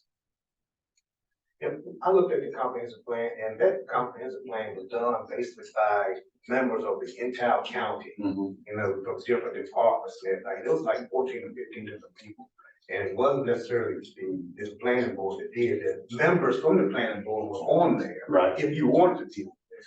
But basically, that came from the board, comprehensive board, I guess it's called. Yeah. Yeah, there were a lot of community meetings. There was a larger board that was put together, just in looking over the index of the document, a larger board, you know, the planning department had some input, but it's really just an analysis constructed by the Piedmont Triad Regional Council of the conditions as they existed now, almost 10 years ago. That process was begun in 2013, and then the comprehensive plan was finalized in 2014. So it basically hasn't been updated now for a decade. So, And the outside of this county see that comprehensive plan, when they go online, they can see it, see what we offer or what we don't offer. right, yeah, and I get calls every once in a while too from folks outside the county or folks interested in development, and they go, hey, I found your old comprehensive plan on your website. Do you have a recent copy that you can send me? And I say, well, you're looking at the recent copy. That's it. Because it hasn't been changed. So all the great things that we're doing, internet and cell towers and all the school and all that stuff, the outside of this county don't see it because it's not in the comprehensive plan. I mean, they may see it in other ways if they look at meeting minutes We or. gotta go search for it. Correct, First, the yeah. comprehensive plan is all in one. Correct. Shop. Your comprehensive plan ideally should be an analysis of existing conditions, but also what you want the county to look like 5, 10, 20, 50 years down the road, you know? I've gotta go, I've gotta pick up where you're going here. And just on that point, I don't want to get deep into this conversation either, but, maybe in the next meeting, we could talk a little more, but we have to find a way, before we ever do another update on this thing, I think we need some direction from the commissioners in terms of what is their vision, because, you know, us creating updates or trying to revise something without their input, I just don't see where there's any use in it. We would, that's kind of needed this, does this comprehensive plan, does it dictate residential development I mean, what does it do? Well, the comprehensive plan as it is right now just identifies what is in various locations. So it identifies that the vast majority of the county is rural and agricultural. Okay. You know, it identifies. I'm that- just trying to wrap my head around what y'all. It's basically that. Right. Now, what other counties do, the vast majority of counties in North Carolina have zoning. Other counties say, okay, this is the comprehensive plan that we're going to construct. Because we want to be a county where we do, a great deal of, aeronautical construction. Or we want to be a county that is really well known for our waterfront activities, outdoor recreation, wherever the case may be. They identify that vision. And then in order to fulfill the vision, they come up with land use and zoning policies shaped around that type of stuff. That's ideally what a comprehensive plan does. Ours is, like I said, about 10 years old. It identifies what's there. There's not really much of a broad vision on where to carry the county forward. And then we also can't really use it as a tool to accomplish those goals because without zoning or without any other kind of land use. Oh, you got no way to direct it? Correct. Well, It's kind of a boat floating. That's Right, exactly but right. the idea is, right, if you had, let's say you wanted to target certain industries to come to Camden County, and then you develop a plan with Piedmont to start offering classes, to educate people, to support that industry. That's really what a comprehensive plan can accomplish for you. Right. Right now, it's. Give them a reason to come here. It's just a document today. Sale to county, sale to county. Yeah. I appreciate the clarification. Hey, I've got to go, but before I go, if you don't mind, Chairman, I know this is the last day for Mr. Marvelous. I would like to say that we are gonna miss you. Our loss is somebody else's gain, and, we're gonna miss your expertise, your professionalism, your spirit, and everything. So, good luck to you, and I'm just saying, I'm sorry to lose you. Thank you, no, I appreciate that. I agree so much. I was gonna say the same thing. I think he's a great asset to the county and we're definitely going to. I really appreciate that. So, you guys stole my thunder a little bit. That was gonna be my last update ever. So this is my last meeting. This is my last week, and this is actually my last full day. I'm gonna be taking vacation time the rest of the week. Otherwise I will lose it in the transfer, but I've been hired as the Alamance County Planning Director, and I will begin there on October the 2nd. I'm still gonna live in town. So gonna live in Castle County, gonna live in Yanceyville. And I'm raising a daughter here, and I'm very proud of my family and, my wife's farm and all the rest. So we're not going anywhere, but, you know, this is a career change for me, but it's been a tremendous honor. You know, it's hard to believe that I've been the county planner now for more than 5 years. I was hired in August of 2018. And so August marked exactly 5 years, but it's been a tremendous honor for me, to serve a county that I love and to work in an area that, I have a lot of passion about and has really helped me grow professionally. And I just feel like this is a next positive step for me professionally. So I appreciate working with you guys these past 5 years as well. Thank you. 2 requests, Simon. Yeah. First, if you see something in your work in Alamance that you think we would benefit from, drop us an email. And number 2, don't show up in here with public comments. Yeah. Man, I'll break you guys over the phone. Why don't you just apply to get on the board? Yeah. And if y'all met in the evening, I would. If you meet during the day, I'm gonna be at work. Man, I won't hold it against anybody for trying to do better for yourself. I appreciate that. Yeah, I wish you the best. Thank you. So that's all I got, Mr. Chairman. Okay, if that's it, then we're gonna adjourn and I'll make a motion to adjourn. Thank All those in favor? All those